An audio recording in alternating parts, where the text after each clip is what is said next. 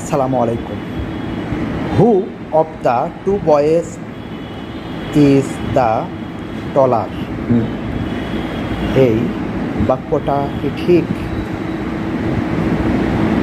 দুজন বালকের মধ্যে কে বেশি লম্বা?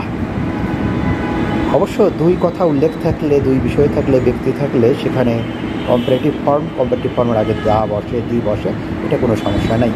কিন্তু বিষয়টা হলো হুর ব্যবহারটা ঠিক আছে কি না।